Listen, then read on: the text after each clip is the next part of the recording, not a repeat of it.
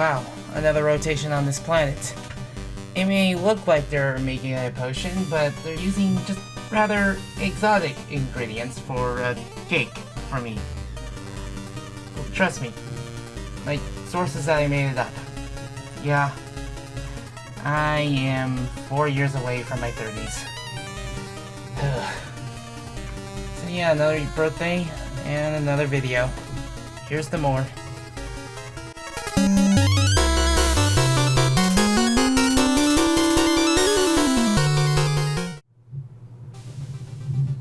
Greetings everyone, it is me, Gigalem, and welcome back to Shovel Knight Plague of Shadows. In the last part, I struggled to get my words straight, and we went through the Plains of Passage and introduced everyone to Plague Knight's gameplay style and how it can be hard to grasp. I'm gonna go back into the Potionarium to pick up some things that I might have missed. And one of those things that I am unfortunately forced to miss until later is the music note I did not pick up. However, there's something else that I can at least pick up, and the first thing is to throw a potion into Oolong's mouth to get yourself another music sheet. Another thing you can do is break open that wall to get the remaining 2 cipher coins for this area. That only means we need 6 more to basically continue research. So let's get Percy to cash in our sheets of music and get going. Now, since this is the last game to have the traditional stages with Order of No Quarter, it's only fair that we do this stage first once again. So, for science. Ignore normal stage conventions and go straight to the left because that's where our first cipher coin is, but also, almost falling to my death, the secret to Yacht Club games featuring their logo. If you have to have a vanity card, I mean, that's one heck of a vanity card. This will also produce you a golden fish. Now, on to progress. Now, the best speedrunning trick for this is to just jump, burst jump, and then jump again, because it tends to get the most distance and height. Then again, I'm not entirely sure. I am not familiar with all the speedrunning tricks for Plague of Shadows or any Knight in particular. I just know there's a lot of movement tricks here and there. And, yeah. Plague Knight's playthrough, while following the same structure as Shovel Knight's playthrough, does have some stage alterations here and there. At least they're more different than, say, Sonic Mania's Encore mode. I mean, like, sure, pretty new palettes, but the game is not that much different. The only new zone you have in that game is, well, Angel Island and Act 1 in Mirage Saloon. But that's enough about a game I wish I could enjoy anymore. I'm here to talk about a game I can still enjoy today. And this is a game that I'm glad I gave a second playthrough back in November because it's just, I was honestly worried that I wasn't going to enjoy a Let's Play of this particular night because I knew that I had to do the other nights eventually. But I was thinking, do I just keep it at Shovel Knight? But, hey, I gave this character another shot, and, well, you're seeing me play through it right now.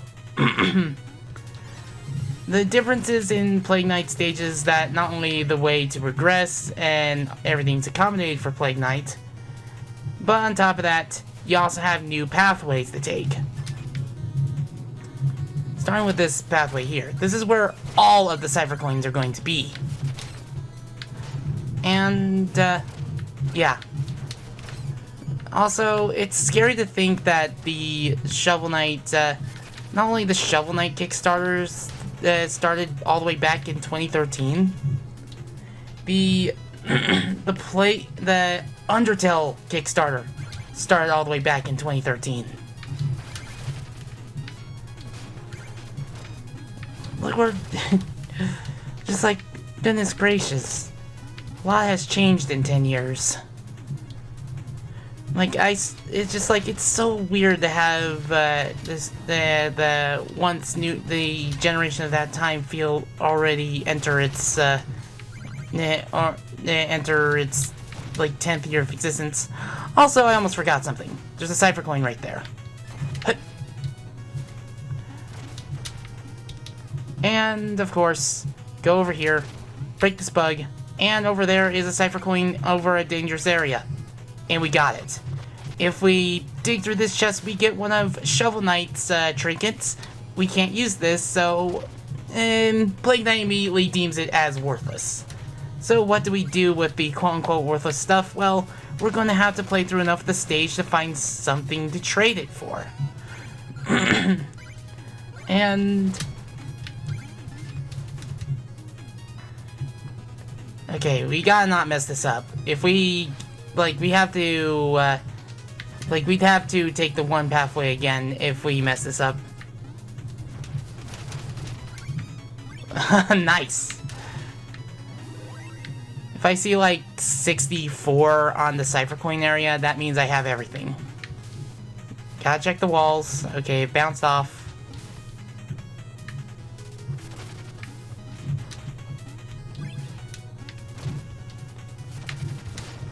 Ow.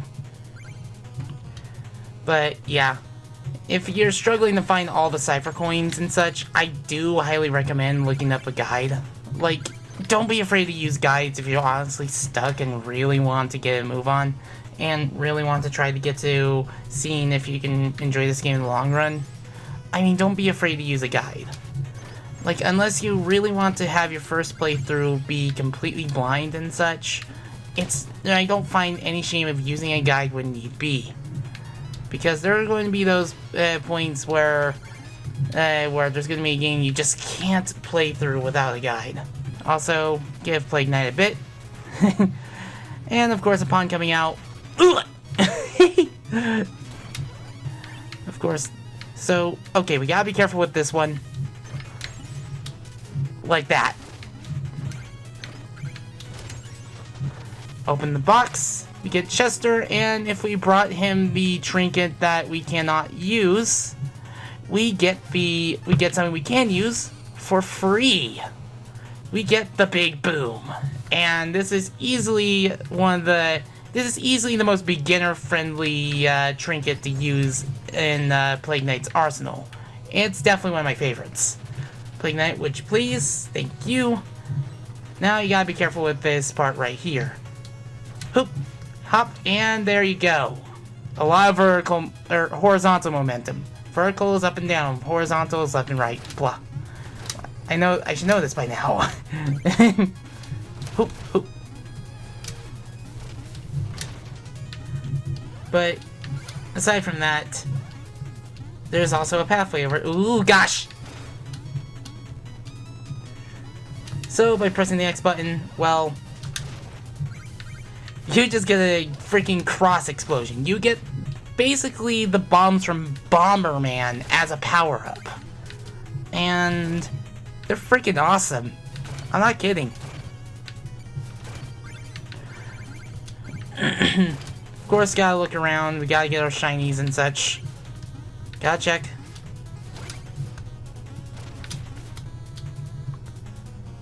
And, yeah, that wall looks a bit suspicious. Excuse me. Now, boop, boom, and, well, boom.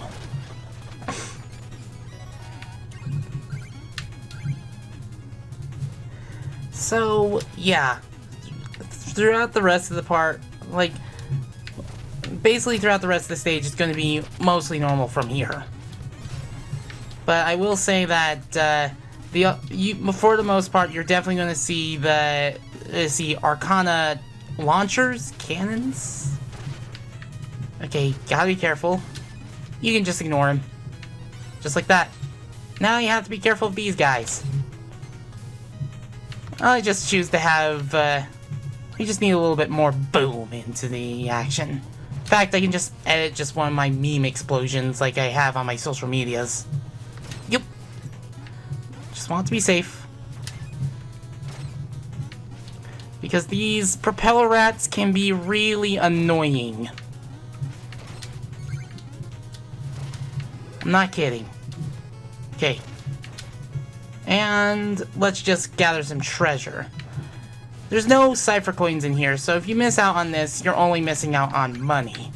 And during your first playthrough, just don't get too caught up in trying to fulfill your need for greed in this game, because sometimes you'll end up losing way more gold than you entered with, and that is the most disheartening thing ever.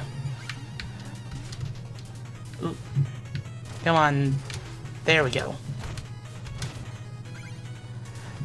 Oof. Go up here and get some more gold, and of course take out this hooded mage. And of course we're done here. Not much here, just a treasure stash that's easy to spot. Because, of course, what's better than just playing an old school game? An old school game with a lot of money. But you know this game is more than just that. There's a lot, like, besides all that, there are also plots to follow, and of course we got to keep up with that. Boop. And along with that, well, nope. There we go. Freaking trick shot.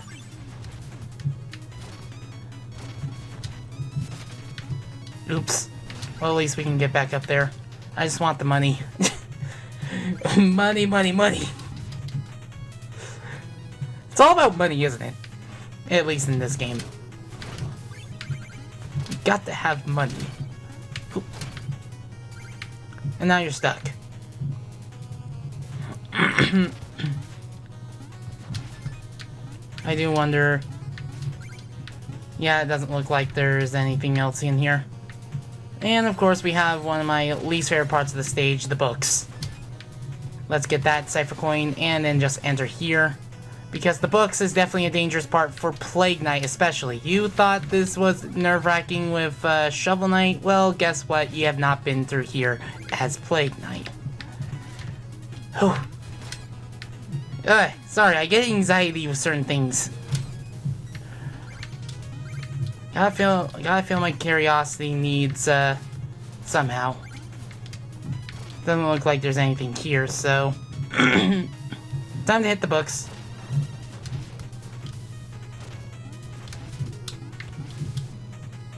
And you're going to need to start flying because, there's lots of books to hit.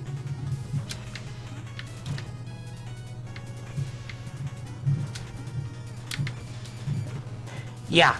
That's how potent the, potent your burst jump, momentum can be.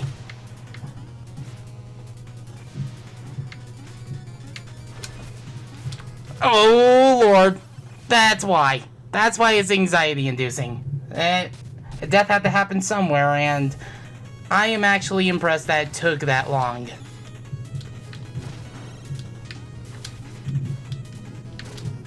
So, back in a moment where I can actually reach that. Of course, overshot.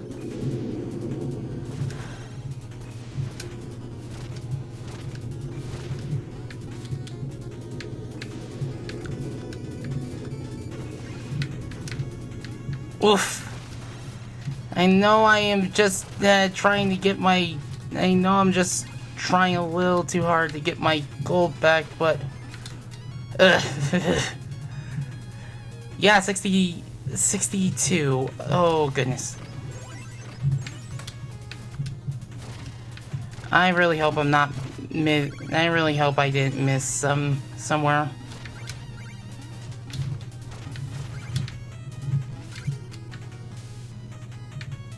Okay, there's one.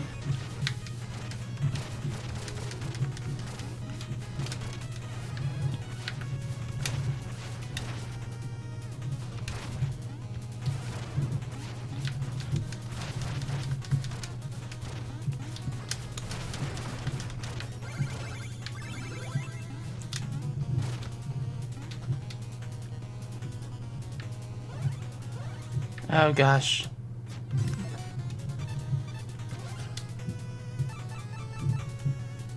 I missed one somewhere. Oh goodness, where did I miss one? Ugh, because I could have sworn I got all of them. Ugh, where did I miss one? Well, I'm pretty sure I'll just get it on the next take. Plague Knight, you double-crossing constable of crucibles. Having fun in your little kingdom? Oh, oh, I'm so sorry. I meant kingdom. Oh, this lavish lifestyle is in my blood, peon. Bask in the glimmering grace of a true monarch. As the embodiment of opulence, I demand tribute. Tribute? You still wait, wrong game. Let's have that essence. I think I'll take that nice crown, too. Okay. King Knight is just King Knight fights the same way he does when, as far as I can tell, fights the same way he does when you fight Shovel Knight. So of course, be wary of his jumps. He's pretty easy to figure out. So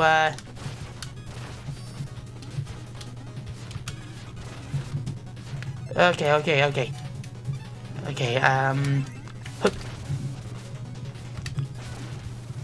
And that's it. Pretty quick kill. I'm not kidding. I'm surprised I killed him that fast.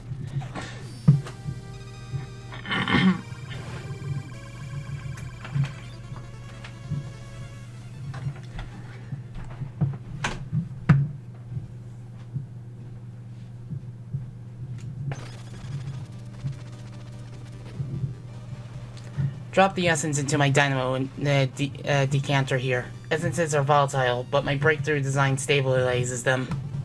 Once the essences are all distilled together, if my research is correct, then we can craft the ultimate potion. King Knight's essence is ours, and I discovered that his crown isn't real gold. I knew it. Pretender indeed. Well, let's get down to business then. So, what are we working on? Well, now that we have enough for research, let's let's cash in 40 of these things. Whenever we're able to do research, we can cash in more stuff, and now we have access to new things. We could get some new stuff before, and let's just say this right now, if this is your first time playing Plague of Shadows, you want the burst float as soon as possible. It is very good for a first playthrough. So, of course, I'm going to get that. And let's see. You have the bullet burst launches. I'm going to want this fuse for now. I will probably go over all the other fuses and how they work, like in another part. Let's see. Powder.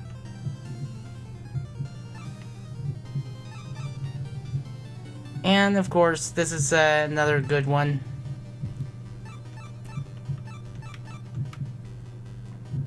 And of course, I'm gonna want some. I'm gonna want these. I'm gonna show these off first. The only thing we can afford is lob casting, but we'll worry about that later. Of course,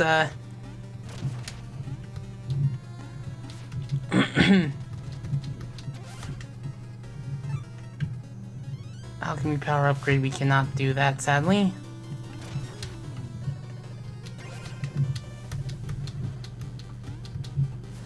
But, but yeah.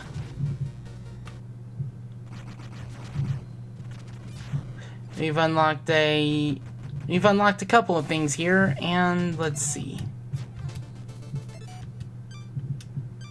Oh yeah, the gamepad screen sub and main thing. This is exclusive to the Wii U version, of course. But of course, we have this area. This is another one of these mini stages that I think just rewards gold and nothing else. So of course, now that we have some new stuff, let's try them out. This right here.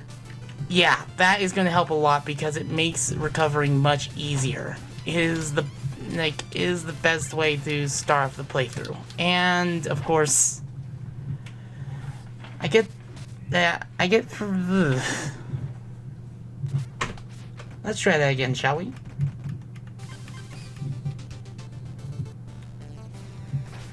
Because of course, that was rude. So this is the Cascade powder and such. Whenever we use it, whenever it blows up, well, it can stack up top of each other and essentially create a very big explosion. Like that. It's very good to make combos of that because it will help in the long run. The float burst is basically my go-to burst because it makes things a little less stressful in terms of movement. And sometimes this game recording curse, people. Back in a moment. Who knew that Plague Doctor's worst enemy would be a dragon?